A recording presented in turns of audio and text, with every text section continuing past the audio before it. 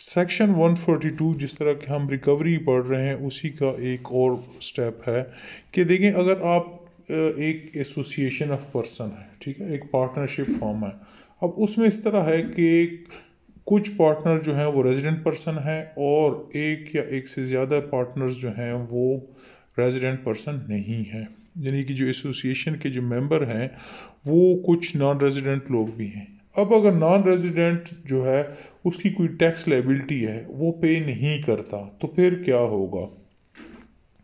Recovery of tax due by the resident member of an association of person, कि non resident member है एक association of person का,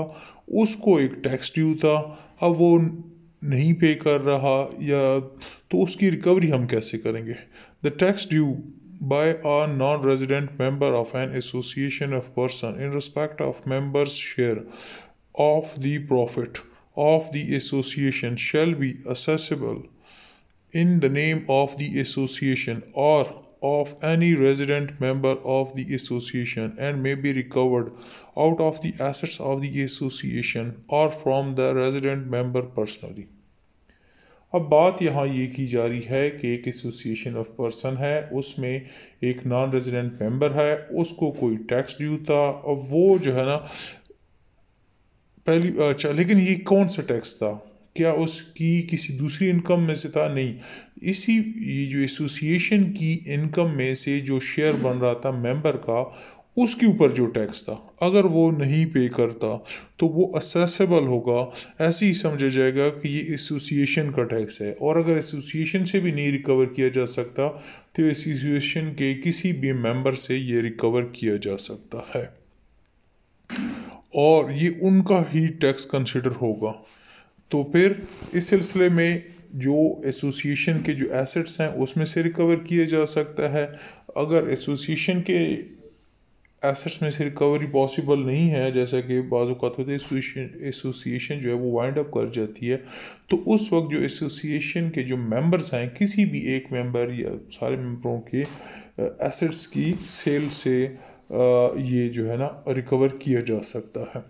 A person making a payment under this section shall be treated as acting under the authority of non-resident member and is hereby indemnified. अब बात यह है कि देखें, एक फ़र्ज़ की 3 मेंबर्स थे, वो एक एसोसिएशन चला रहे थे। अब उसमें से एक मेंबर जो था वो नॉन रेजिडेंट था, वो पाकिस्तान से चला गया, अब उसके ज़िम्मे टैक्स बन रहा 3 लाख रुपए। अब बात यह है कि यहाँ जो पाकिस्तान के जो रेजिडेंट 2 मेंबर थे उन्होंने ये डिसाइड किया कि ये टैक्स तो चूँकि हम पे आएगा, एसोसिएशन पे आएगा, तो हम इसके एसेट्स जो हैं जो बिज़नेस के अंदर लगे उसमें से 3 लाख रुपए जमा करके दे देते हैं उसको, एफबीआर को, गवर्नमेंट ऑफ पाकिस्तान को। तो अब क्या वो शख्स अगर बाद में कहेगा भाई क्यों भाई आपने मेरी इजाज़त के बगैर जो है ना कैसे जो है ना मेरे पैसे जो थे या मेरे एसेट्स जो थे वो बेच के आपने टैक्स पे किया,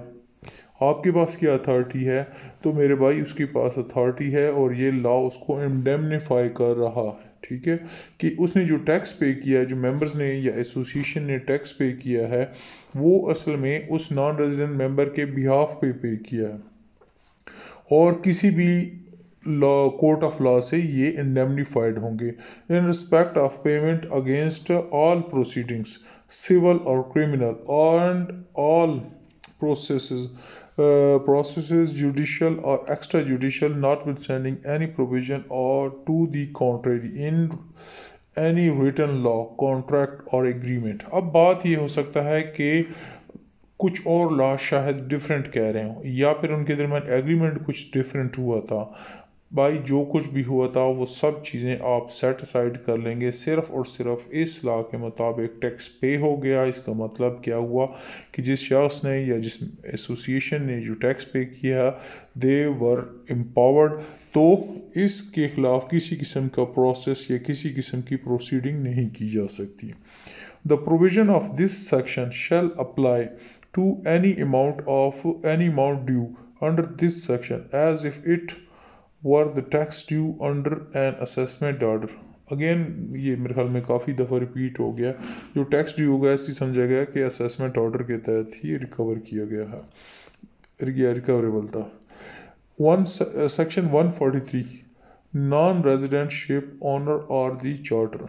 सेक्शन 7 आप ज़रा इसको स्टडी करने से पहले या बाद में कम से कम इसको देख लें कि वो असल में क्या कह रहे हैं। असल में होता ये है कि कुछ लोग तो यहाँ प्रॉपर बिजनेस रन कर रहे होते हैं, तो उनसे तो आप रिटर्न भी ले लेते हैं साल के बाद,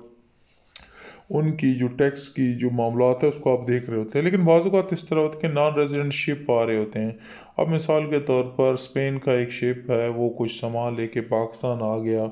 फ़र्ज़ कीजिए पाकिस्तान के लिए ऑयल लेके आ गए या कोई और चीज़ है, या फिर जो है ना कुछ इस तरह के जहाज़ जो आते हैं जो नॉन रेजिडेंट होते हैं, ब्रिटिश एयरवेज़ के जहाज़ यहाँ आ रहे हैं जा रहे हैं, तो फिर इनके टैक्स मामलात को कौन देखेगा। तो खैर इसके बारे में सब सेक्शन जो सेक्शन 7 है उसमें काफ़ी सारी डिटेल अवेलेबल हैं, लेकिन अब हमने यहाँ बात करनी है रिकवरी के पॉइंट ऑफ व्यू से।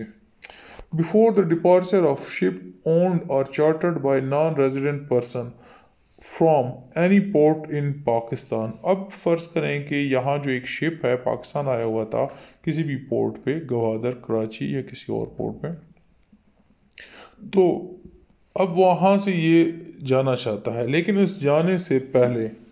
ये जो जहाज़ है, ये जो शिप है, ये किसी non resident person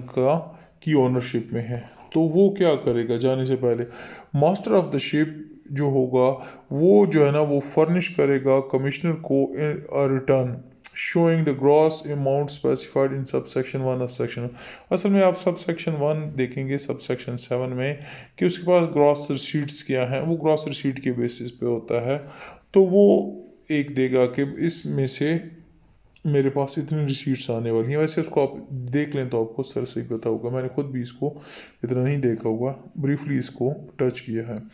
where the master of the ship, तो वो क्या करेगा, एक रिटर्न देगा ग्रॉस रिसीट्स जो उससे हो रही हैं, जो कि सब सेक्शन 7 के सब सेक्शन 1 में बताई गई है। तो आप आसानी के लिए समझ लें कि ये जो है ना जो शिप का जो मास्टर होता है यानी जो कैप्टन है, उसने बताया कि ये जो शिप है इसमें से इतना टोटल प्रोसीड्स हुई हैं या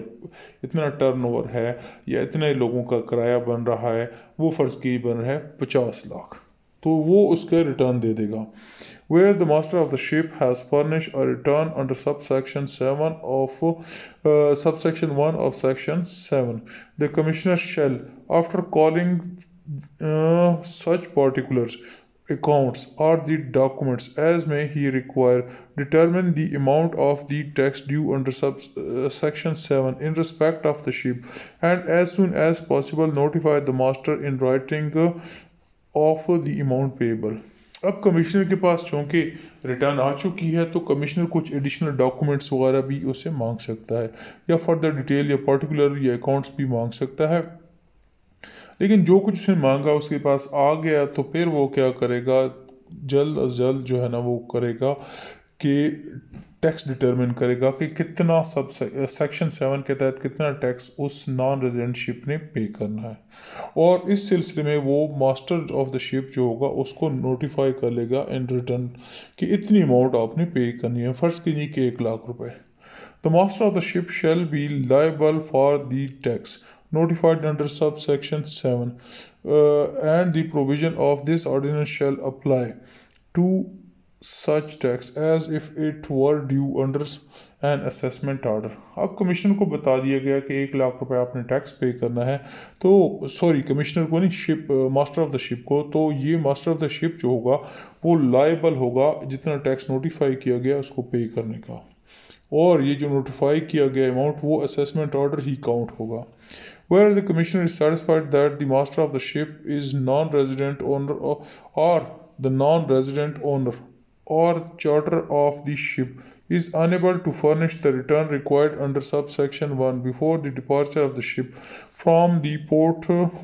port, the commissioner may allow the return to be furnished within 30 days of the departure of the ship, provided the non-resident owner or the charter has made satisfactory arrangement for the payment of tax due under section 7 of the in respect of the ship। अब बाज़ औक़ात ये होता है, बल्कि अक्सर औक़ात ऐसे होता है कि जो शिप आता है वो बहुत थोड़ी देर के लिए आता है। जब वो बहुत थोड़ी देर के लिए आएगा तो इतने टाइम में रिटर्न जो है ना वो पॉसिबल नहीं होती। तो इस सिलसिले में क्या करेगा, कमिश्नर उसको पाकिस्तान लीव करने की या डिपार्चर करने की इजाज़त दे देगा, लेकिन उसमें वो ये देखेगा कि एक सफिशिएंट अरेंजमेंट हो गई है कि शिप जाने के बाद भी रिटर्न जमा हो जाएगी। तो 30 डेज़ के अंदर उसको, यानी जो मास्टर ऑफ द शिप होगा या जो चार्टर है या जो ऑनर ऑफ द शिप है, वो रिटर्न फाइल करेगा।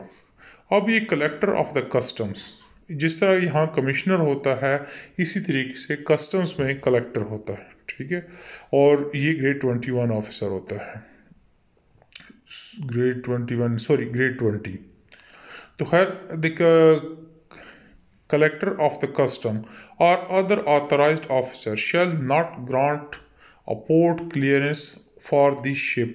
owned or chartered by non-resident person until the collector or the official is satisfied that the tax due under section 8 in respect of the ship has been paid or the arrangement for its payment have been made to the satisfaction of the commissioner। अब बात यह है कि commissioner तो कहीं बेचारा बैठा होगा अपने टैक्स ऑफिस में बैठा होगा, तो वो कैसे शिप्स के साथ डील करेगा।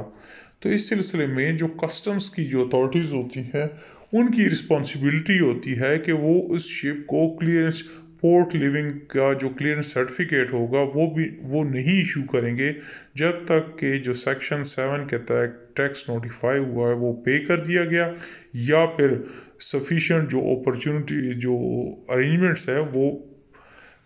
इसमें से अंडरटेक कर ली गई हैं जो कि कमिश्नर को सेटिस्फाई कर सकें। सब सेक्शन 6 क्या कह रहा है, this section shall not relieve the non-resident owner or the charter of the ship from the liability to pay the tax due under this section that is not paid by the master of ship। देखिए शुरू में ही हमने पढ़ लिया था कि एक जो नॉन रेजिडेंट शिप होगा उसका जो मास्टर होगा, रिस्पॉन्सिबिलिटी उसकी है कि वो टैक्स पे करे, लेकिन अगर किसी वजह से वो टैक्स नहीं पे करता जो कि सेक्शन 7 के तहत डिटरमिन हुआ है, तो फिर क्या जो चार्टर या जो शिप था उसका नॉन रेजिडेंट ओनर जो है वो कहेगा भाई मैं क्या करूँ, आप शिप का जो मास्टर था उसने पे नहीं किया, ऐसे नहीं वो कर सकता। अल्टीमेट रिस्पॉन्सिबिलिटी उसी की है। तो अगर मास्टर ऑफ द शिप इसको पूरा नहीं करता तो ये जो है ना, यानी कि जो ओनर ऑफ द शिप है वो उस लाइबिलिटी से अपने आप को मुस्तस्ना नहीं समझ सकता, यानी कि ये रिस्पॉन्सिबिलिटी उसके पास शिफ्ट हो जाएगी। तो आज हमने पढ़ा सेक्शन 143 और 142। 143 हमने देखा कि नॉन रेजिडेंट चार्टर जो होते हैं या नॉन रेजिडेंट शिप होते हैं उनसे किस तरह टैक्स कलेक्ट किया जाएगा, और इसके अलावा सेक्शन 142 ये था कि अगर आपके पास एक एसोसिएशन ऑफ पर्सन है, उसमें एक नॉन रेजिडेंट पर्सन था, मेंबर था, उसकी जो टैक्स लायबिलिटी है कैसे कवर की जाए।